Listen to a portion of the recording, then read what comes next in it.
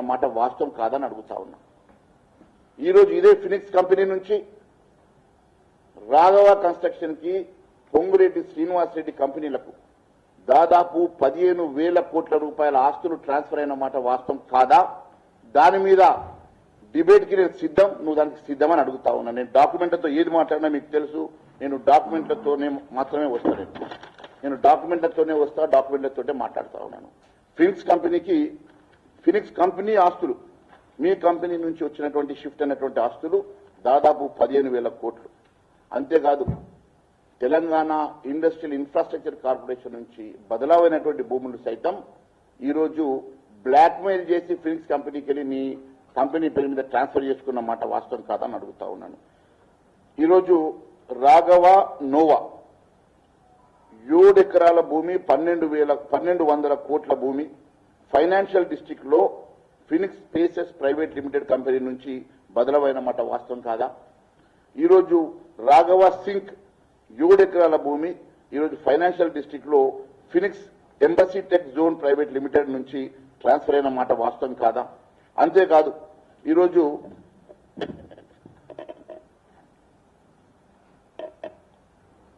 కోకాపేట్లో మీరు నిర్మిస్తున్నటువంటి 61 ఫ్లోర్ల కాంప్లెక్స్ అది Phoenix company నుంచి ట్రాన్స్ఫర్ అయిన మాట వాస్తవం కాదా?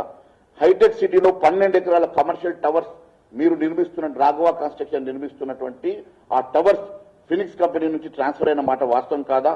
అంతేకాదు శ్రీశైలం హైవే రోడ్లో కందుకూరులో 400 ఎకరాల భూమిని జోన్ కన్వర్షన్ చేయడానికి 30% తీసుకోవడమే కాదు ఆ భూమి నీ ఖాతాలో వేసుకున్న మాట వాస్తవం కాదా?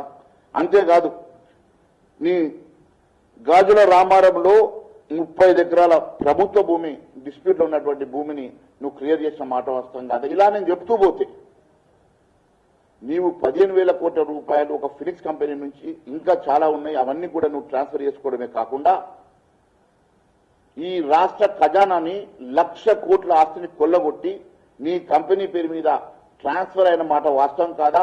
దీనికి నేను డిబేట్కి సిద్ధంగా ఉన్నా, దానికి నువ్వు సిద్ధమని అడుగుతా ఉన్నా. ఈ రకంగా ఈ రాష్ట్ర ప్రభుత్వ ఖజానాను లూటీ చేస్తూ ఒకవైపు పేద అట్టడుగు బడుగు బలైన వర్గానికి చెందినటువంటి 60 గజాల భూములు 100 గజాల భూములు వాళ్ళు ఇల్లు కట్టుకొని ఉన్నటువంటి భూముల్ని కూడా నువ్వు ఈరోజు ట్రాన్స్ఫర్ చేసుకుని 22 పెట్టి భయపెట్టి భయభ్రాంతుల్ని చేసి ఆ భూమిని కాజేసడానికి ప్రయత్నం చేస్తున్న మాట వాస్తవం కాదా? ఈరోజు అనేకంగా ఇప్పుడే ఈటల రాజేందర్ గారు అనేక వేల ఎకరాల భూములు పేదల అట్టడుగు బడుగు బలైన వర్గాల దళితుల భూముల్ని ఏ రకంగా కాజేస్తా ఉన్నారో చెప్పారు. అదే మాదిరిగా ఈ రాష్ట్ర వ్యాప్తంగా ఈ రకంగా అనేక మంది భూములని మీరు కాజేసే ప్రయత్నం చేయడం ఒకవైపు అయితే, ఈరోజు బిల్డర్స్ అసోసియేషన్ వాళ్ళు కూడా ఇబ్బంది పడుతూ మాకు అనేక రిప్రజెంటేషన్స్ ఇచ్చారు. మరి అప్రూవ్ అయినటువంటి జిహెచ్ఎంసీలో హెచ్ఎండిఏలో రేరాలో అప్రూవ్ అయినటువంటి భూములు బ్యాంకులో లోన్లు తీసుకున్న భూముల్ని కూడా 22A ప్రొహిబిటెడ్ లిస్టులో పెట్టి వాళ్ళని బ్లాక్మెయిల్ చేసి వాళ్ళ దగ్గర 35% అడుగుతున్న మాట వాస్తవం కాదా?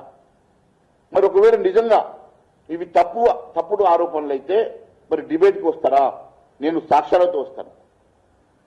ఈరోజు భారతీయ జనతా పార్టీ మాట్లాడతలేదు అనుకోకండి. భారతీయ జనతా పార్టీ అన్ని పరిశీలిస్తా ఉన్నది. దీని మీద మేము లోతైనటువంటి మరి రీసెర్చ్ చేస్తా ఉన్నాము. ఖచ్చితంగా దీని మీద మేము ఇప్పుడే ఈటల రాజేందర్ గారు చెప్పినట్లు భారతీయ జనతా పార్టీ తరఫున మేము లోకాయుక్తకు వెళ్తాం. మేము ఖచ్చితంగా గవర్నర్ గారిని కలిసి వారికి వినతి పత్రం ఇవ్వడమే కాదు, అవసరమైతే దీని మీద ఎంక్వైరీ చేయడానికి మేము సిబిఐకి ఈడీకి కూడా మేము ఫిర్యాదు చేయడానికి వెనుకడుగు వెయ్యమని చెప్పి నేను తెలియజేస్తా ఉన్నాను. ఈరోజు ఈ రాష్ట్రాన్ని పూర్తిగా కొల్లగొడుతూ ఈ రాష్ట్ర ఖజానాను కొల్లగొడుతున్నటువంటి రాబరీ మినిస్టర్ పొంగురెడ్డి శ్రీనివాసరెడ్డి ఈరోజు ముఖ్యమంత్రిని అడుగుతా ఉన్నా. ఒకవైపు లక్షలాది కోట్ల రూపాయల ఆస్తులు ప్రజలకు చెందినటువంటి ఆస్తులు మీరు ప్రొహిబిటెడ్ లిస్టులో పెట్టి వాళ్ళందరూ కూడా ఇబ్బందులు పడతా ఉంటే, ఈరోజు రియల్ ఎస్టేట్ కుప్పగూలిపోతా ఉంటే మీరు ఈరోజు విదేశీ యాత్ర చేయాలంటే మీకు ఎట్లా మనసు ఒప్పుతున్నది? ఈరోజు మీరు విదేశీ యాత్ర చేస్తున్నది ఇక్కడ సంపాదించుకున్న సొమ్ము దాచుకోవడానికి కోసమా, లేకుంటే అక్కడ వెళ్లి మీరు ప్రశాంతంగా సంపాదించినటువంటి ఆస్తుల లెక్కలు చేసుకోవడం కోసం వెళ్తున్నారా? మీరు వెళ్లే ముందర ఈ రాష్ట్రంలో జరుగుతున్నటువంటి అరాచకాల మీద సమాధానం చెప్పి వెళ్ళాలని చెప్పి మేము డిమాండ్ చేస్తా ఉన్నాం. ఈరోజు విహారయాత్రలు చేస్తా ఉన్నారు. మొన్ననే మీ డిప్యూటీ సీఎం పోయొచ్చిండు. నేనేం తక్కువనా?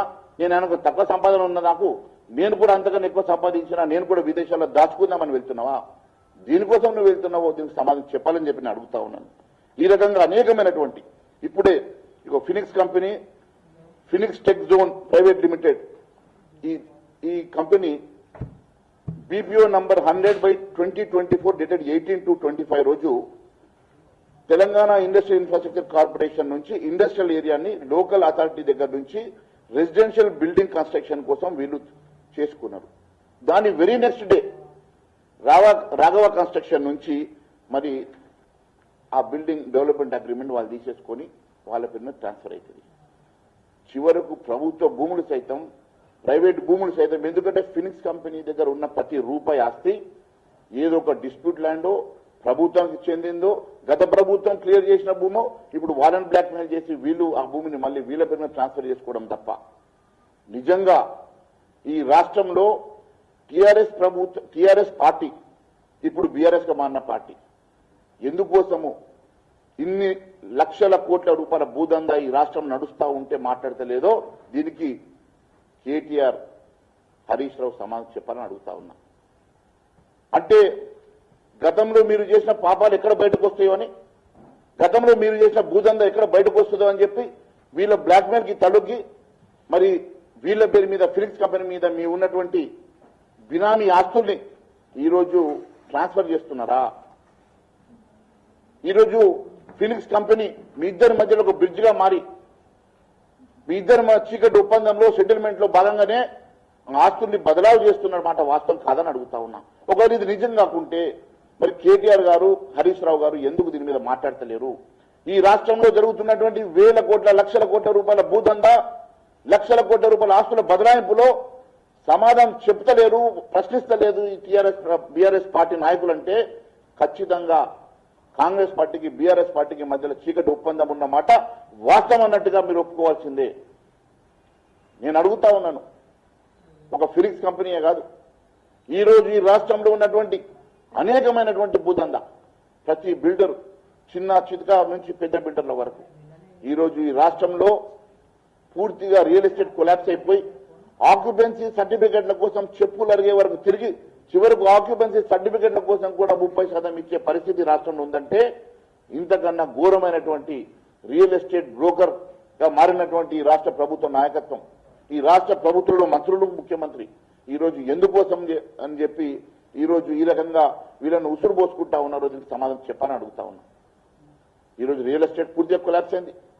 ఈరోజు బిల్డర్లు పర్మిషన్ దగ్గర నుంచి చివరికి ఆక్యుపెన్సీ సర్టిఫికేట్ వరకు, బిల్డింగ్ కన్వర్షన్స్ నుంచి చివరికి ఆక్యుపెన్సీ సర్టిఫికేట్ వరకు వాళ్ళు ప్రతిరోజు ఈ 2.5 సంవత్సరాల్లో కొత్తగా ఒక ప్రాజెక్టు నిర్మాణం అయితలేదు.